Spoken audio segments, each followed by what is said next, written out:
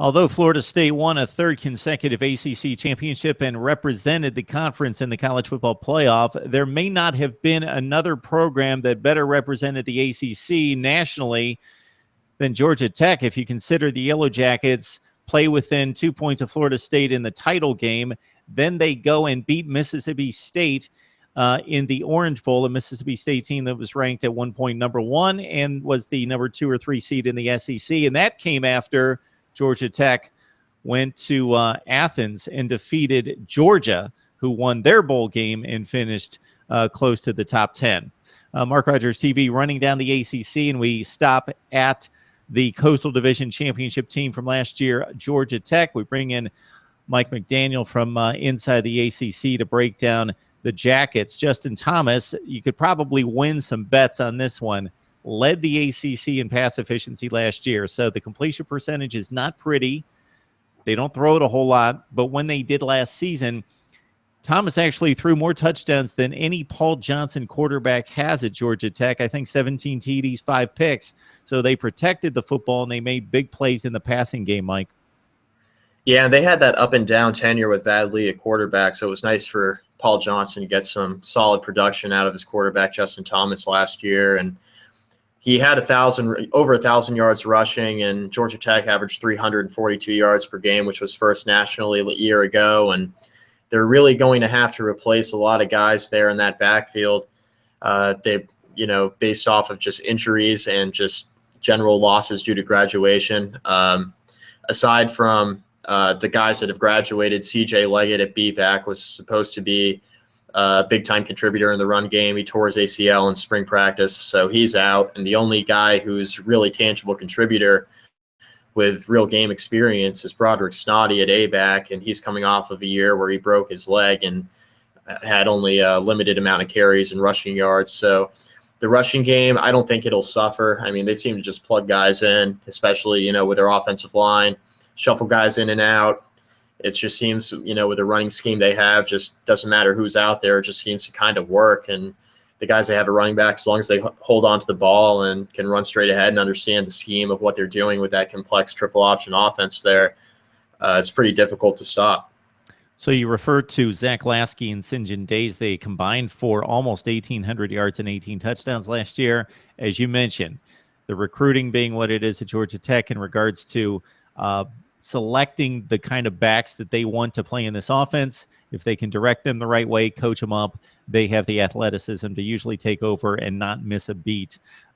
Passing the football, they're not going to, again, wow you with over-the-top passing statistics, but when they hit big plays, they mean something, and the passing game was very, very effective when it needed to be last year. DeAndre Smelter caught 35 and 7 touchdowns. Darren Waller was another wide receiver who's gone now, who was pretty effective in the passing game when Smelter went down prior to the ACC Championship game. So despite losing their best pass catcher going into the title game against Florida State, they played well in that game and still had enough to beat Mississippi State in the Orange Bowl. So what do they have coming back at wide receiver? Well, the receiver, I mean, time and time again, it seems like they're sending guys to the NFL, whether it be Calvin Johnson, Demarius Thomas, and now DeAndre Smelter. They're going to have to find somebody to replace those guys. And right now they're stretched pretty thin there at the receiver position. Actually, this week, Paul Johnson spoke to the media and said that he's actually trying out redshirt freshman defensive back Jalen Johnson, trying to convert him to wide receiver. He was buried on the depth chart there in the defensive secondary. So he's getting some looks at receiver now because they are stretched so thin with injuries. And Mike Summers was one guy who they were hoping would contribute. 19 games started over the past couple seasons, and he hasn't really contributed with any tangible impact, and he's suffering from a leg injury right now. So he's been out of the lineup there in spring camp and then throughout the fall. Ricky June and Brad Stewart are two guys that are young that haven't had much actual game production. So they're two guys that would step in, pretty much be newcomers to the position. So Paul Johnson is just kind of plugging guys in at receiver right now, just trying to find somebody that can catch the football because injuries have just run through the team, and they are losing such a big-time playmaker in DeAndre Smelter. The defense, if you look at the game logs, they had a couple letdowns, specifically against North Carolina in an overtime loss that seemed somewhat inexplicable considering what this team achieved the last 3 games of the season. But they really came into its own later in the campaign. I believe Tech, if you look at the actual depth chart, brings back 9 starters on defense. The couple losses are huge, but they do have experience and production coming back. Yeah, I mean, they were 79th in total defense last year, allowed 411 yards per game, had those couple, black eyes there on the schedule, and they allowed just way too many points, way too many yards, and 25.7 points per game allowed last year, I guess, is a little bit inflated due to a couple of rough outings that they had, but they're returning some guys on defense. Quayshawn Neely, all ACC linebacker, 92 tackles, led the team last year. He's gone. He's graduated. They're returning some production there on defensive line. Adam Gotsis, he's a pretty good defensive lineman, all ACC player. He returns, as well as Jabari Hunt-Daves, who was academically ineligible last year, but he's gotten his grades in order, and he's moving to defensive end. They're hoping he's a productive player for them as well. And the coaching staff's raving about Keshun Freeman and the amount of the steps he's taken forward throughout the spring and then into fall camp. And he worked real hard this summer, and the coaches are anticipating a pretty big year for him there on the interior defensive line.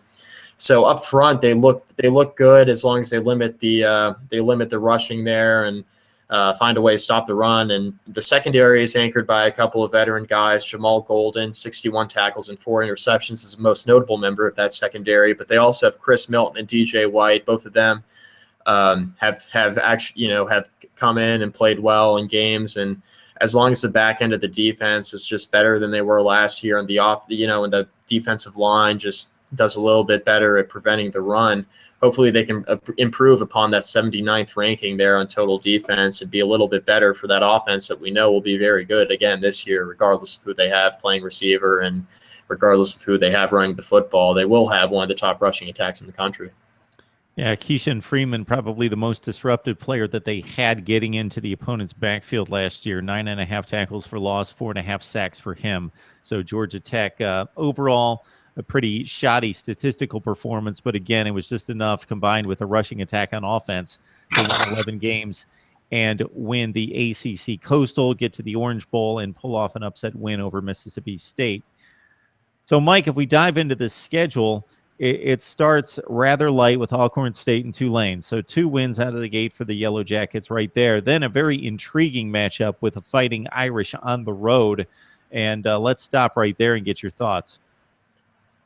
Yeah, that Notre Dame game is going to be interesting because Notre Dame's defense over the last couple of years has had trouble with that option attack. You look at every time they play Navy, Navy plays them tough, and it's essentially the same offense there that Navy runs, that Georgia Tech runs. So I think that's going to be a very intriguing matchup. Georgia Tech, I think, will have better playmakers there on offense than Navy does. So I think Georgia Tech could potentially upset Notre Dame in South Bend. The Irish enter the season slightly higher ranking nationally, depending on what poll you look at. They're anywhere from 4 to 5 spots higher than Georgia Tech in various polls. So Notre Dame should be a slight favorite in that game, but I would think that Georgia Tech is going to have a legitimate chance to win, just because it's that offense is just so tough to stop there for the Yellow Jackets. So that's an intriguing matchup for sure. Yeah, I think it's the most difficult schedule in the ACC for a couple of different reasons. Number one, they play the 2 tough teams in the other division. So they got to tackle Florida State and Clemson out of the other division.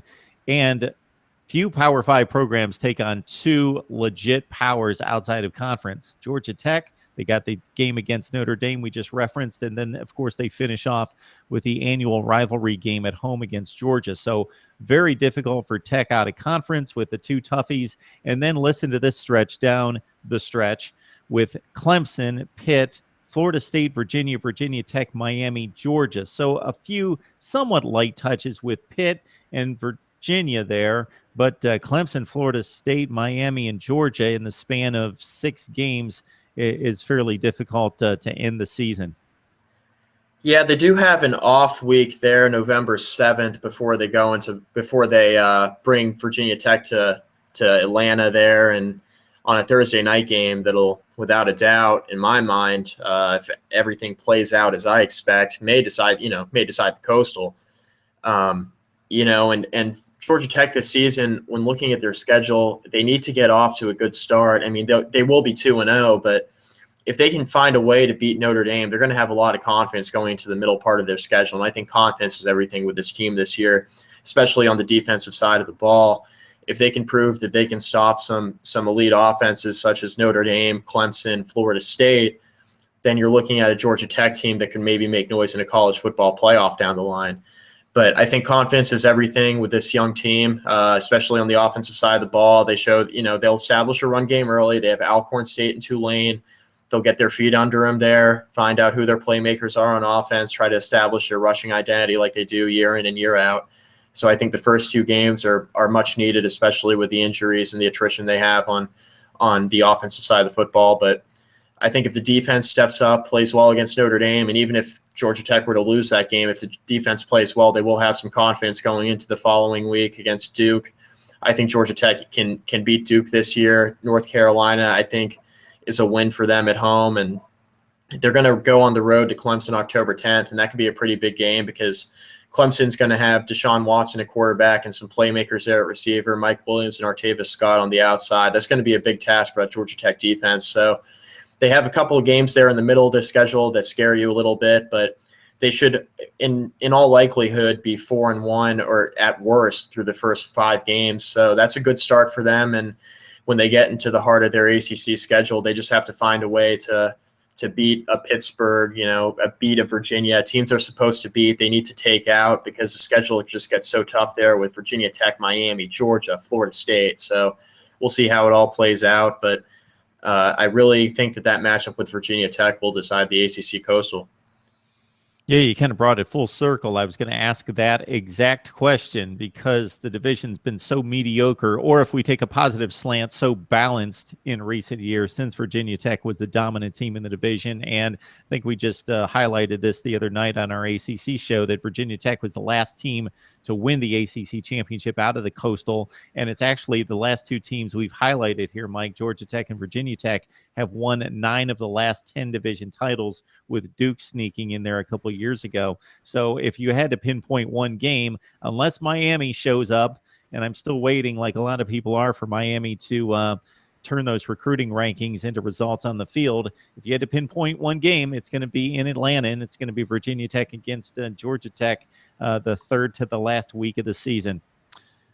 Okay, Mike, I think we've wrapped it up on the Yellow Jackets coming off a big Orange Bowl win, so it'll be interesting to see who emerges out of the Coastal here since they have such a tough slate. I see 8-4 written on this team coming up for this year. Yeah, I think 8-4 is a pretty standard guess as to how they're going to finish this season. They just have a brutal schedule. That's part of the reason why I like Virginia Tech as well in the Coastal, just because Virginia Tech doesn't draw Clemson, they don't draw a Florida State, and they don't have to play a Notre Dame this year. So when you're looking at who they drew in the Atlantic, you look at BC and NC State, it's like, okay, well, that's a little bit better than what Georgia Tech drew with Florida State and Clemson. So I think it's a pretty tough schedule there. You got Florida State and Clemson. You got Notre Dame, with technically an out-of-conference game, but they're pretty much a de facto ACC team, Notre Dame, with the amount of teams they play now on their schedule. But you don't really know what Miami's going to give you, and Georgia is going to be a tough game at the end of the year. They're an SEC opponent, but it won't impact the ACC race at all because it's an out-of-conference game. But I think 8-4 is pretty reasonable, and I see losses to Notre Dame, Clemson, Florida State, and Virginia Tech on their schedule, and I think they could actually beat Georgia in the final game of the year, but it'll be tough. All right, Mike McDaniel from inside the ACC helping us break down the defending Coastal champs and Orange Bowl champion Yellow Jackets of Georgia Tech. Thanks, Mike. Yeah, thank you, Mark.